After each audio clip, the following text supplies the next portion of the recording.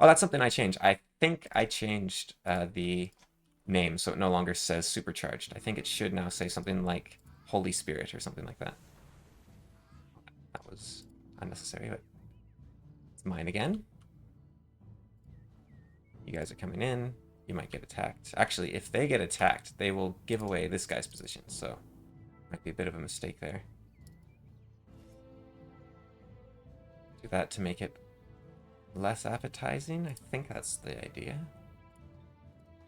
It might have to be a later campaign mission where there's a bit more money lying around that I end up building. Because it's meant to be a very late game thing, the Travel Stone Builder, which is how I designed it. So, yeah, we might not be seeing it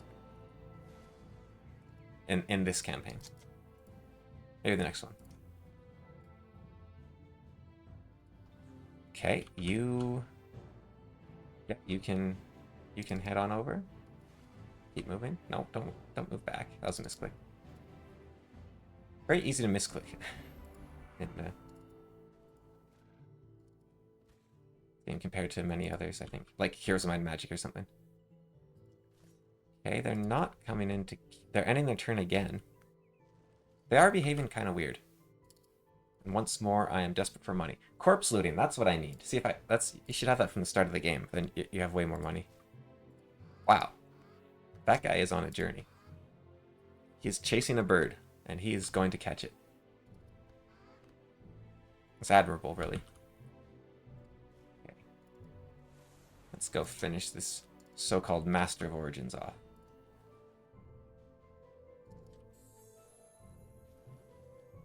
And we'll take this army with me as well.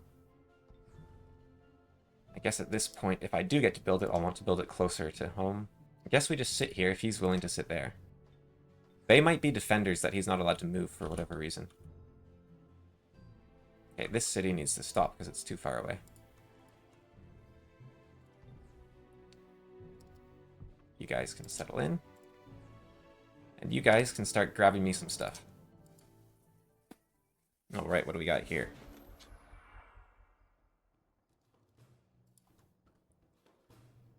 We have got a bunch of pikemen. That's not a problem? Yeah, it's not a problem. Okay. And if I sprint you... I can get rid of you. Nope. Okay, well... They will be bait. They're willing to come to me. And there's another scoundrel dead.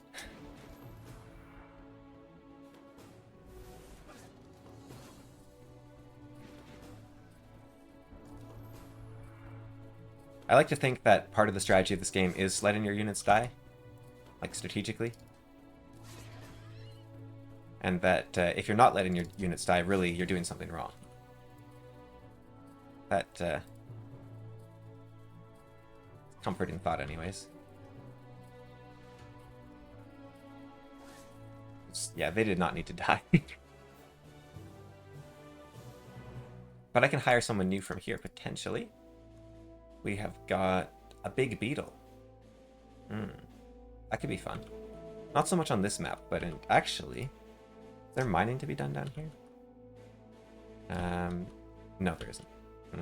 I'm 2 turns out of being able to afford a big beetle. And the game might not last long enough for that to really have an impact, so I think I'll just keep moving. Got a bunch of population from Summer of Love. Awesome. Yeah. And another Summer of Love.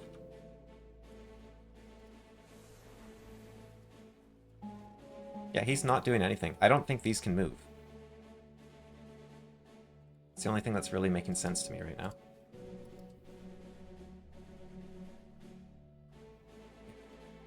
You're coming along. And the fairies are coming. We might not need them. Bring a battering ram. I'd love to bring the trebuchet. Like, I really want to show what I did with the trebuchet. To the point that I will get rid of structures in other places in order to build this trebuchet. Man, they're expensive. For a thing I don't use, they're super expensive, eh? I still need a little bit more money, so I will... Maybe I can get a little bit of money with my assassins. I'll let those run. There we go, there's a bit more money. Now I can rush that. Wow.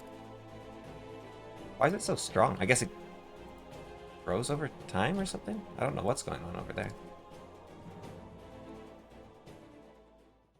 I don't think I can beat that with one fight. I'll have to do like the partisan back and forth tactics type thing. So this fight, every time I hit them, I'll basically get paralyzed. Which would be annoying for melee units normally. But the nice thing about my melee units is once they stab, they win. So I don't have to worry about it as much. Or they come close to winning.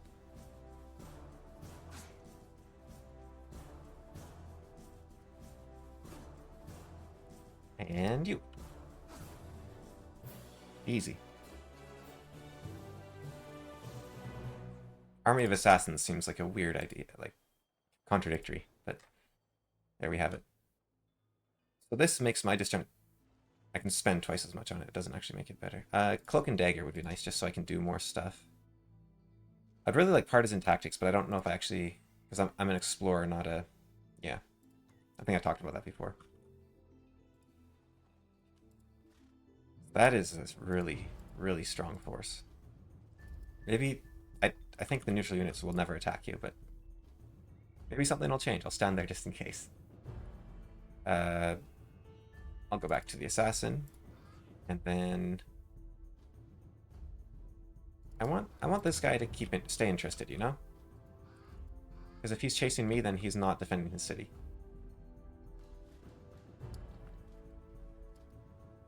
Can I do that? Not yet. Can't move you that quite there. You can pop up here. You guys can go there. Okay. We've got the start of an army here. Hopefully that Trebuchet can make it in one turn. So I don't want to do this without the Trebuchet. But I think we're about to win here, more or less. And I do not need to be making more Nightshade Fairies. You can camp. You can camp. Sure, you can run up just on the off chance you make it nearby. There's Gambleg back. Hello. Right. We're pretty well defended here. He can still do some stuff, but... I'm one space away. He didn't do anything. Again. We're going to move everyone next to the Trebuchet. Except these guys, which will move over here, I guess, for the moment. And then if he wants to come down and attack them, that's fine by me. Yeah, I guess I'll bring this up for a second one if I can, just for fun. And get another battering ram on the go. It's not gonna... Now, one thing that Age of Wonders 1 did was, it's kind of funny because they made all the units sort of samey. Like, all rogues can get an Orc Scoundrel, or a Draconian Scoundrel, or Human Scoundrel. But in the first game, a Scoundrel was a unique unit to a single faction. And, but the things like battering rams and trebuchets were unique to the factions. Like, Orcs had these cool, they got crossbows instead of, or they got like ballistas instead of catapults, I think it was. And the lizardmen, they got turtle ballistas, which were really cool. There's things like that. And now we don't have those. It's kind of funny that they didn't do a unique to each faction siege machine. It'd be something worth looking into. I'm trying to remember, was there I had some sort of thought about... It might have been game design. I was related to stuff I was doing here. And but did I double the cost of something? I can't remember. Well, I was buying... I've been... I'm gonna try anyways. I've been... I have this massive backlog of video games. It's absurd. Games I just haven't played that I own. And the way I've been trying to deal with that is just say, okay, you can't buy games, you know, until you beat games. So the idea was 2 to 1, right? I have to beat 2 games for every game I buy. And I was doing that for a while, and I was kind of racking up points of... Because I wasn't buying games, so I had I owed myself 2 or 3 games on my system. Or I was allowed to get 2 or 3 games by my system. And so I was like, okay, you know, I'm just gonna... There's a sale on right now. I'll get these 3 games. They're all in different genres, so I won't be overwhelmed by playing a bunch of the same game. I'll try to do that. So, deciding to launch into the first story I've told during the hardest fight. It's a strategy. Okay, here's the plan. We kill them. And then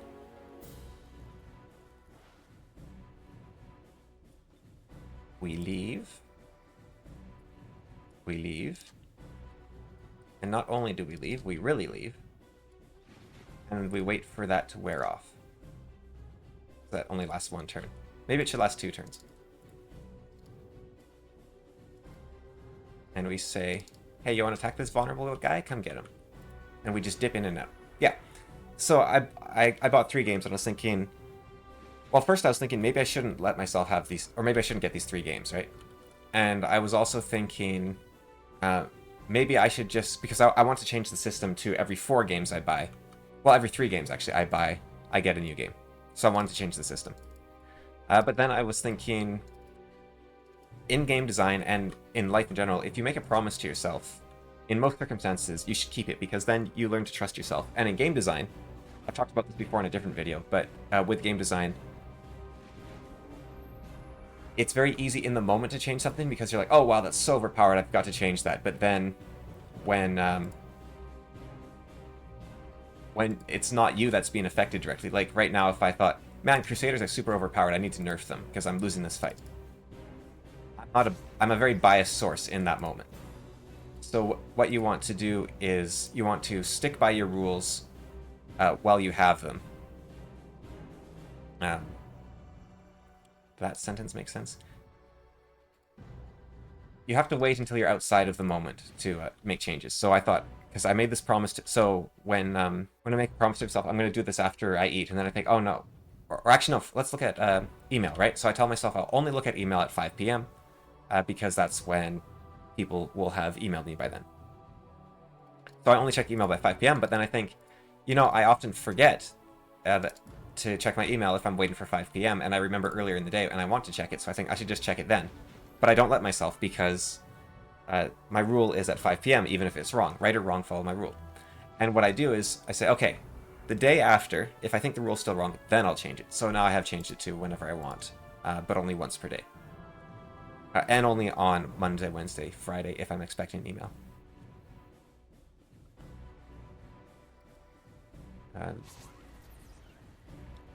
But yeah, with the games. Oh, whoops. I thought I had more spell power left. But with the games, I'm gonna just have to finish these off if I can. Wow, did you see that? They took no damage. That's crazy. I decided, no, I have to buy them, and then I run out of the points. And then, only then I change it to be 3 per day. Except, game design rule is if you think something's too weak or too strong, have it or double it, and then because you'll save time if you need to increase it again, because that way you won't. For example, if I thought I thought their backstab was too weak from the base game, so I doubled it. And now you might think this is too strong, but then, okay, so it's somewhere between this and that, instead of increasing it one at a time until I slowly get there. So that's the advantage of the incremental changes.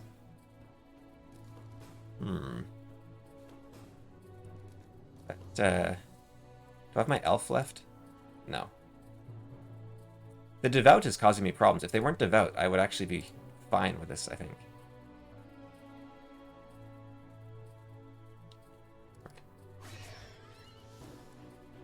But I can still take them down. Especially now that my backstabbing's stronger.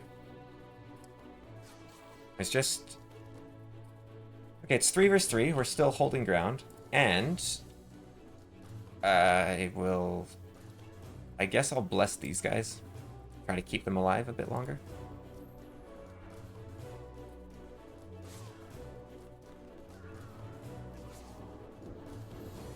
The Crusaders are going to be the real problem. Even the cherubs are devout. Yeah, okay, so if they're devout, let's see here. Divine Soul. If this unit dies in combat, it spawns a cherub that lasts until the end of combat. Nice. Look at that. I'm making my game actually have text. My game. My mod. This is my game now.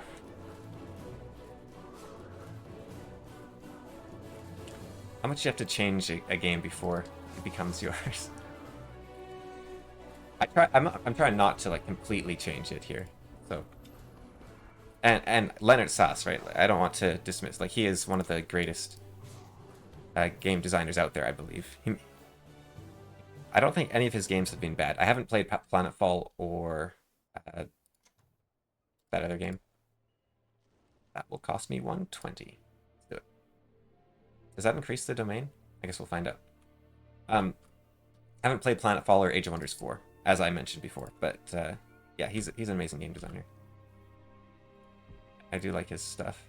Okay, so we have to wait a turn for the glorious Trebuchet for me to show off my Trebuchet, which also gives time for these guys to come into position, which is nice. And I guess we can have you guys sort of huddle together for safety. And you're good. And you're coming in. Okay. Next turn is the final battle, and I will show off what I changed to the siege machines, and you can let me know if it was a good idea or not. And he just ends his turn like that. Okay, so you'll notice that Gambling is standing in this sort of line like this, which means that I can't, like, if I attack him here, I'll only fight these two groups, and then I'll have to fight this one. And so that's actually to his disadvantage. He should be standing in a triangle formation to keep himself safe. But I think if I do it just right, I should be able to attack all his stacks at once. Because, you know, I don't want to deprive him of his full defense. I want to have a proper final battle, basically is what I'm getting at. And unfortunately that means that I won't be able to bring all of my troops to the battle. And if Gambling was sitting here, then I could no, I guess there's only ever going to be a certain number, so someone had to be left out. These guys will just have to sit and watch. Okay, one last skill to learn. Cloak and Dagger, sure. And let's take him out, and then we have to bring the egg over to here. You're going down, Gambleg. You're going down.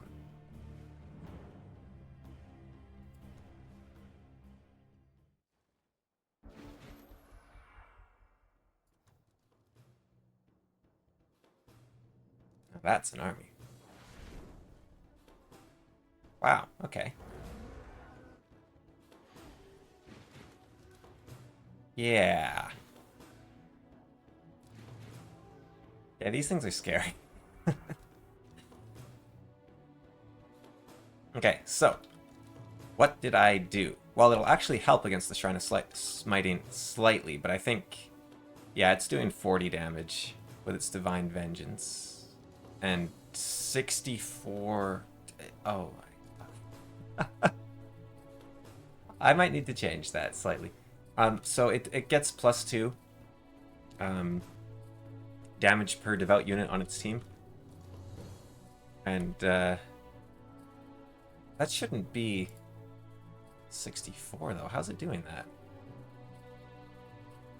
+2 for every devout unit on the battlefield.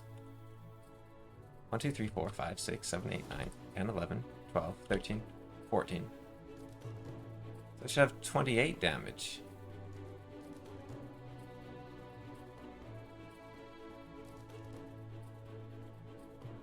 Why is it so high? Do I have devout units? Are they praying to the... 1 second. Okay, I'm back. Yeah, so I looked it up, and it is actually doing +8 per unit. Not +2. That's incorrect text. I'll have to change the text. And this is an example right now of exactly what I was talking about a moment ago, where that sounds crazy. +8 per thing. So I'm immediately thinking I need to nerf this. This is ridiculously overpowered, right? But if I nerf it now, then I'm in the wrong mindset to be nerfing it, right? Because it would be directly beneficial to me, and I'm on the receiving end of this terrifying thing. This is a tier 4. I haven't played the game for ages. Tier 4 are on another level from every other tier. And these assassins, which are killing heroes like they're nothing, are tier 2, as an example.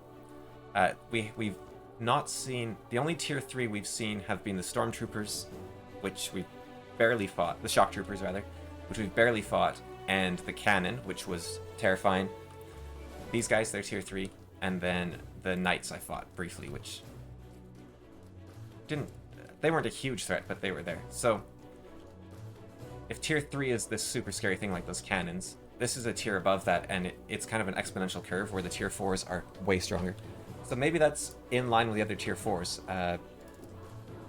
That takes experience to determine, and I haven't had the time for experience in quite a while. It certainly seems strong, though, because the only way I can think of dealing with it, especially with its range, is just to rush it down with Scoundrels, I guess. Have to get in there. Now the problem is it also has a massive area of effect attack it can do. And I can't let this guy get anywhere near it or I lose. I will try to deteriorate this thing. Good. What does that do? -8 strength. Okay. I don't think that matters. It weakened its vengeance. But I guess the Prayer Bolt calculation happens afterwards. So it's lowered its base damage, but its base damage was already 0. Yeah, so base game it's only supposed to get +2 per unit, and I changed it to +8, which is 4 times higher than normal, which you think sounds crazy. But I also got rid of... It used to do like 12 base damage or something. So I didn't go completely crazy, but maybe past me underestimated the effect of large battles. You could also say, just don't get in a large fight against it. Like, I chose to have it be in this fight. I didn't have to. And as I kill its friends, it'll get safer. So there's that. Just give you a little bit of fire defense for what good it might do. Get that curse off of you. Man, this is terrifying. Okay, so what did I do? Can my Scoundrels move? No. I made it so that if you stand next to battering rams, you gain projectile resistance. You can take cover behind them. So if they're afraid, I can just go here, and now I'm slightly safer. Now, what did I do with the Trebuchet? Well, I had troubles deciding what to do with the Trebuchet.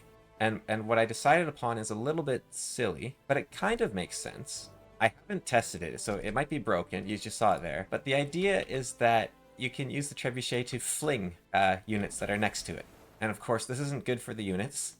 And I need to change the effects and everything. But I thought it was kind of a fun idea. Now, he can't move after. I might make it so it doesn't cost them any movement to do that. But, you know, you have to get loaded up in the Trebuchet, so it might take a while. And I might also make it so that the Trebuchet can no longer fire after it's flung units. If I can do something like that. I probably can, but it'd be a little fiddly. Wish the Scoundrels were near the shrine. This is not gonna... And again, you know, there's things I can do, like Rust Strike it and whatnot, but this is going to be unpleasant.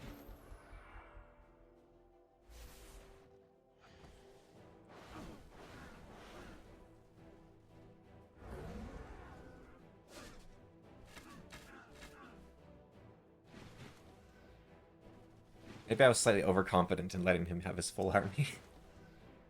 Just thought my assassins can take care of anything, but... maybe not. Oh, there goes the monster hunters. I could try to shank the shrine. Do it twice over. I kind of need this guy over the walls in order to use his power. Which is where the Trebuchet might come in. I could... oh, it's just slightly out of reach. If I kill those guys, we're talking. Okay, this is going to be a little silly.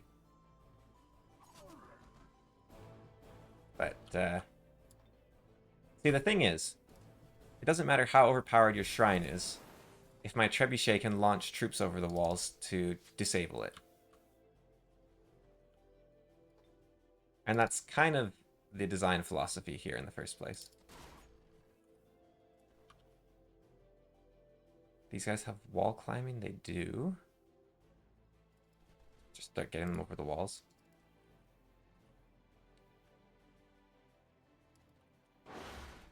And it is a tier 4. Like, the dragons, I think, are still stronger that I made, so. Now, this thing does have an area of effect, which I keep mentioning it because I'm terrified of it, but it is there. And can I get another one? I can. And I can... Yeah, maybe I should have just done that. I should have just sabotaged it. Not even bother with trying to bring it down. And then I could set my priest in to heal the others. Oh, this is very fun. This is very silly. But it's very fun. So it is relative to where that unit is standing, which not where to the trebuchet is standing, I guess. Which I can, you know, I guess that makes a certain degree of sense. And not all units, I think, like machine, I can't toss the battering ram with the trebuchet, I believe. Yeah, no, I can't. And the machines also don't benefit from huddling underneath the battering ram. And neither do giants or dragons, because they're too big. That is something, that is an option. Just finish it off like that. Yeah, so is it overpowered or not? Because it, you know, I took it out. I still have my army left. I had to focus everything I had on it, but, you know, maybe that's the price you pay. Okay, bring you up. You're looking pretty rough. But I want to do this. Do I pull back with these and heal them? Maybe. They can be next on the trebuchet.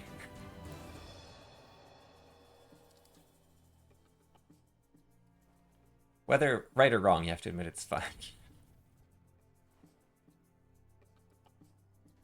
And it suddenly makes me want to build trebuchets with my army, so there's that. And you know, I was saying, I think it was just last episode, that I don't want to just add stuff for the sake of adding it because it'd be cool, but come on. Launching units with a trebuchet, that's more than just cool, that's super cool. Unfortunately, all my assassins are about to die, and I kind of need them to deal with this entire army here. And I just use up my spell to get them out of there. I haven't been thinking this entirely through. I can move up because I'm sheltered by the battering ram. So yeah, the battering ram's mobile cover, basically, which is nice. Mobile cover that stacks with normal cover. And send you to deal with these. They don't know what's coming. The guy just came flying through the air, chucking a net as he went.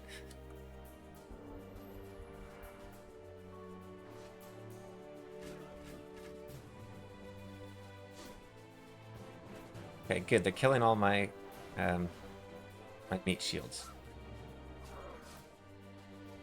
Oh, they just allowed an attack of opportunity?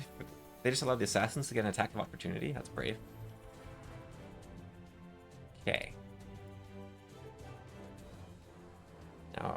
Now the question here is, do I pull the assassins back or do I keep fighting? I think for now, there's 3 actions. Okay. They have instant wrath on them. It's annoying. I'm better off getting them in a net. Yeah. Okay. That's them dealt with. Start on you. You know, I think you would be fairly out of it getting, like, launched out of a trebuchet. You might not have much movement left. That does make a degree of sense to me. And I get closer.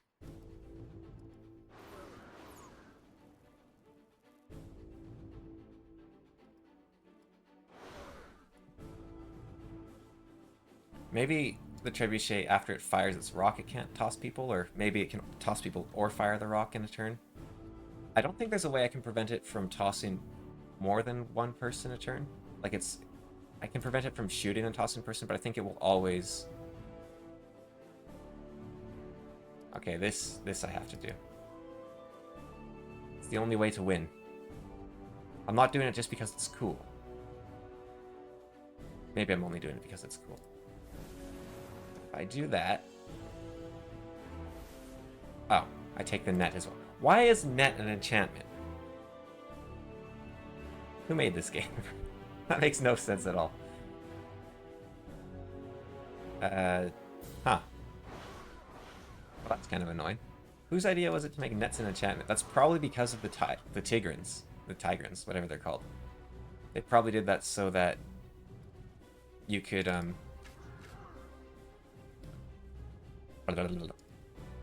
They probably did that so that the Tigrans' special tower, which fires nets at you, would be dispellable.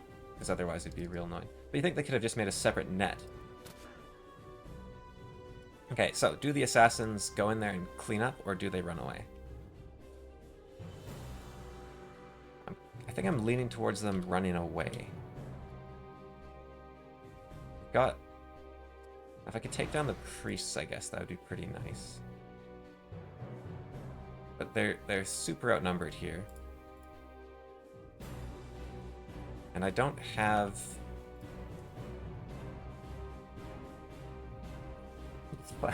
Chuck the priest in to give them some healing. Although if I do start stabbing, they're down 2, and then it's 4 against 2.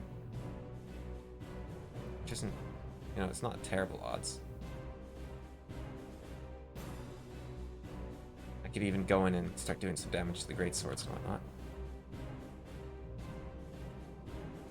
Okay, either way, I think I get you to take down the halberds.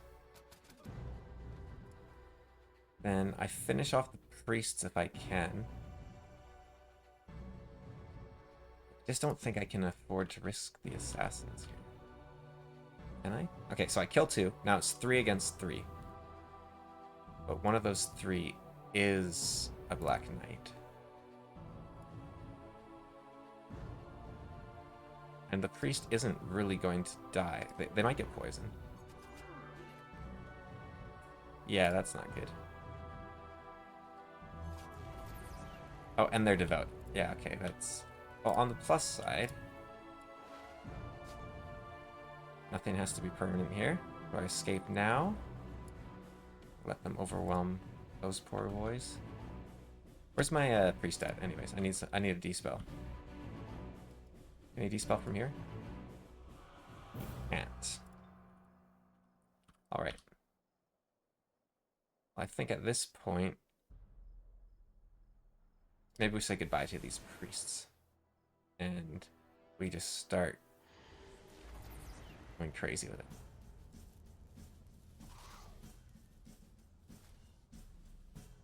Okay, and now it's safe for you to come back because the shrine is gone. You can keep them safe. Alright, that was a long turn. That's the best kind of turn in this game.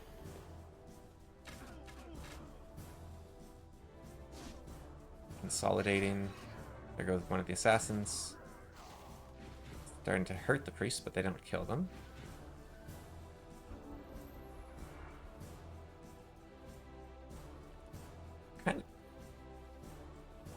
It's kind of annoying, this net thing.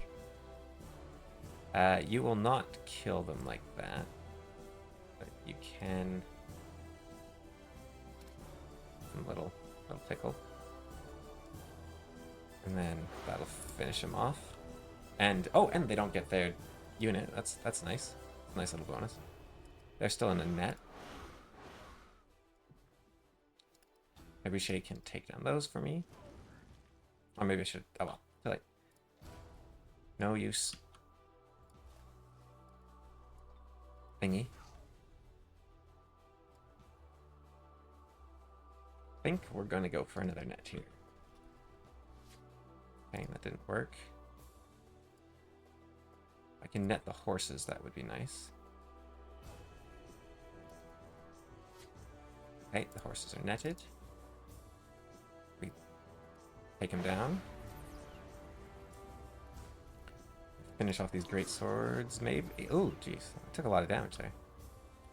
Wasn't expecting it to be that rough. And do a good amount of damage to those cherubs.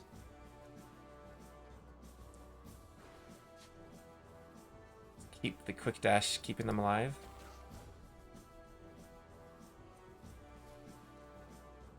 You can harass those priests a bit more. The battering ram can move up ready to take out the wall, I guess. And the priests can do a little damage or just keep themselves alive. They're actually pretty tough, eh? Like the fact that they survived all that. Okay, battering ram, staying as mobile cover.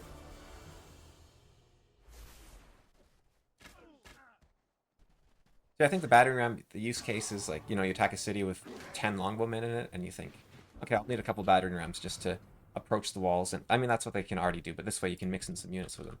And it is only 2 of each right now. I'm thinking I could make it stronger, like 4 and 2 or 4 and 4 even. But 2 and 2 is already changing how I play. But it isn't yet making me think, oh yeah, I want a battering ram every time. Whereas with the trebuchet, I'm thinking, yeah, I want a trebuchet every time now. But that might not even be tactical. That might just be because it's so fun. But, I mean, isn't that what it's about in the first place? Hey, you. Heal you. And yeah, I was going to get rid of the cooldown on... well, I was going to make healing a once per game ability, potentially. I thought. I don't know what it is in the base game. I have to double check. But it does seem kind of strong to be able to do it multiple times. Especially because that really encourages stalling techniques. Huh. You do ice? You do. If I can get...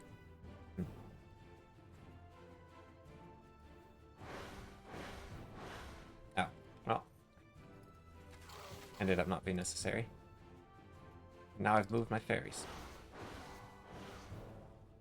Okay, what's left? He's got himself and 2 other orc friends. I think we're doing pretty good here. Just get another quick dash in. Oh yeah, if I'm in the fight, I get way more quick dashes. That's why I run up so much faster. And because it costs double when I'm not in the fight, of course. Good way to get yourself killed. Whoops.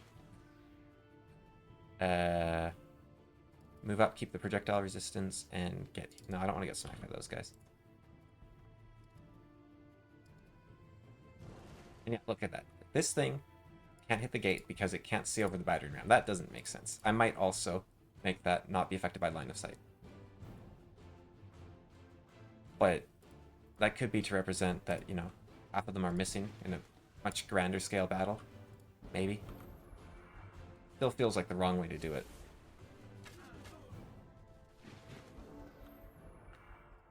Okay, these guys are basically dead. Sadly. But I can... A little bit of damage. Whoop, whoop, whoop, whoop. He has been touched by faith. I just gives him slightly better defense. Catch him on fire. Oh. Okay, they are blocking the... They're trying to block the gate, so I can't open it. More or less. Let's do a little damage.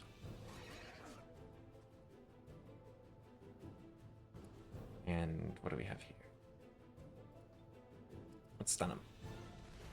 Yeah. And send these guys in to just whack him.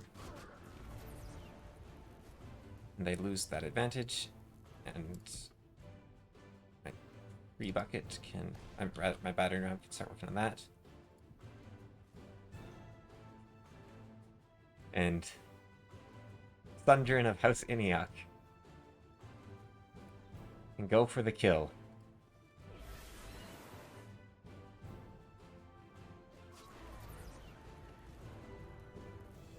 Amazing. Those things give them a little bit of a scene too. If these cherubs kill Reskar, be rather put out by that.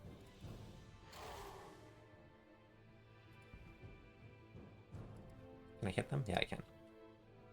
The walls have to do... like, yeah, that's the thing, though. I don't want to nerf walls any more than they have been. Especially, like, the Trebuchet, what I've done here is I've massively nerfed walls. Maybe I should make it hurt more when it chucks you. Or just not to give it that ability in the first place. But it took me quite a while to do. It took me a couple hours to make it, and it's very silly. Finally, strange to think that this sacred place has spawned so much bloodshed. Reskar is ready to perform the ritual to submerge the Radiant Egg into the pool now that Gambleg is dealt with. They say gazing into it may offer a vision. I might take a peek before we have to evacuate this veil. Perhaps I will see Thanos one last time.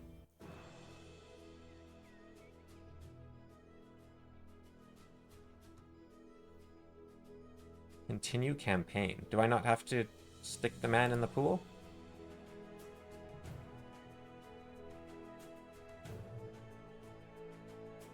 How's this work?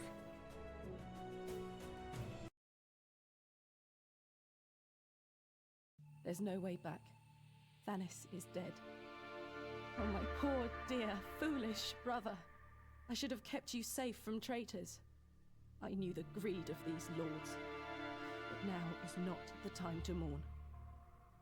I now know the heart of my enemy, this Commonwealth. They will desecrate anything to fuel their appetite to expand.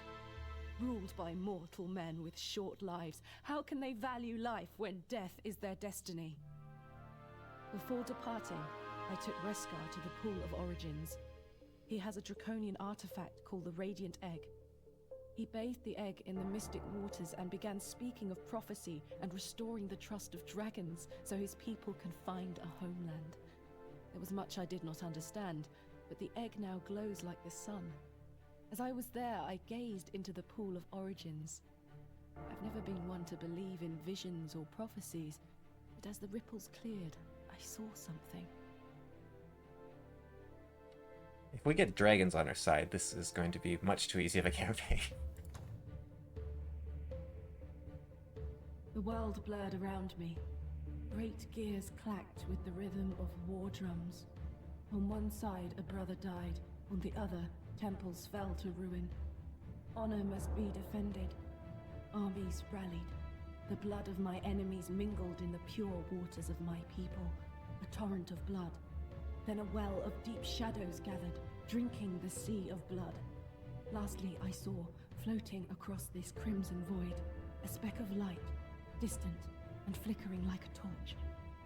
Then Reskar pulled me from my trance and we fled. I need time to sort out what happened. Our resistance has attracted the Commonwealth. Somehow they knew both of us would be here. My spies say there's a price on my head. Something has gone terribly wrong here.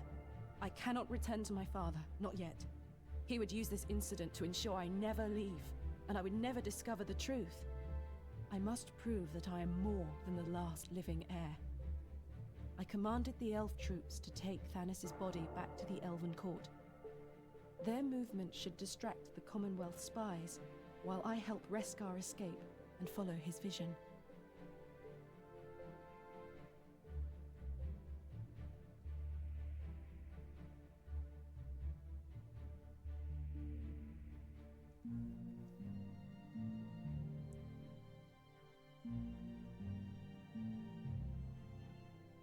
Alright, so we're being hunted. Okay.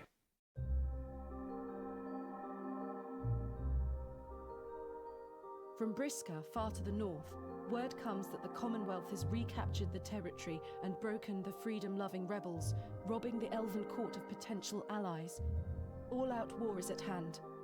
My quest for freedom has me surrounded in hostile lands. I have no means to coordinate with my father's court, so I act on my own.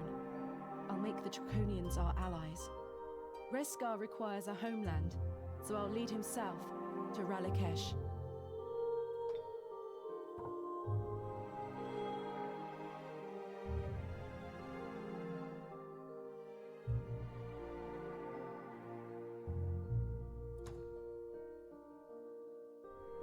The Draconian settlers gather around Reskar. He uncovers the Radiant Egg, a symbol of pride among his people. It's just an egg to me, but something about it is changing. Though encased in a golden shell, I can tell Reskar cares deeply for the life stirring within it. He carefully lifts the egg to the sun, and every Draconian erupts in a chorus of beastly roars, which I interpret as cheers of joy and excitement. Despite Reskar's attempts to explain, their traditions are strange to me. Sages believe that Draconians were created by dragons to conquer the soft-skinned races. With that reputation, it is natural most people in Athla hate them. Personally, I like them. Although the Commonwealth promises racial equality, the Draconians are ignored, despised, and kept away from other communities. Still, they manage to endure.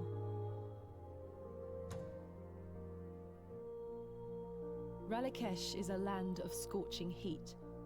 Not my favorite place, but it's perfect for the Draconians to keep their precious eggs warm. The High Elves hold these lands by ancient birthright from a forgotten era, but only a few are hardy enough to settle here. It will be good to establish ties between Draconians and High Elves, to really cement our alliance. Unfortunately, we've also seen evidence of the Commonwealth burning through these fragile lands.